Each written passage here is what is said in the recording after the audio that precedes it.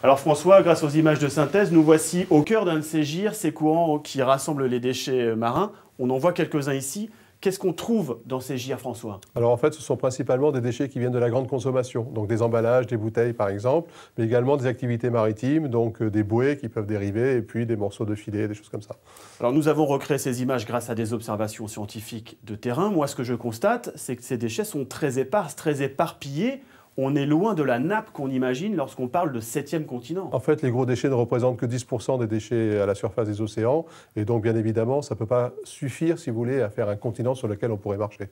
Et les 90 autres pourcents, c'est quoi? Ce sont des produits issus de la dégradation, ce qu'on appelle des microparticules. Il y en a 5000 milliards. 5000 milliards de déchets plastiques. Absolument. Alors bien évidemment, si vous voulez, ce n'est pas ce qu'on voit si on se baigne au milieu de l'océan. On ne les verrait pas, ces microparticules. Il faudrait les filtrer sur quelques centaines de mètres pour arriver à les concentrer, arriver à cette espèce de soupe, qu'on appelle d'ailleurs une soupe de microplastiques. Sur plusieurs centaines de mètres, une grosse poignée. Voilà, c'est ça, oui.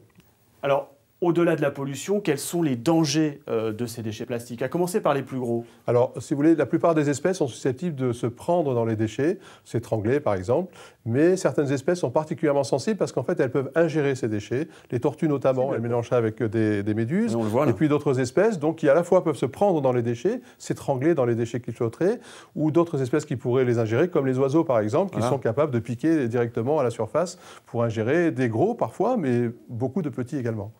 Est-ce que les microplastiques, les microparticules, on va les revoir, dont on parlait tout à l'heure, sont également dangereuses pour l'écosystème, pour l'environnement? Absolument. Et donc ça va des micro-organismes comme les bactéries jusqu'aux plus gros organismes qui pourraient se fixer, des algues ou des choses comme ça. Et donc il y a un risque qui est assez mal connu, si vous voulez. De propagation d'éléments pathogènes dans des écosystèmes alentours? Parfois sur des milliers de kilomètres. Vous en avez trouvé où?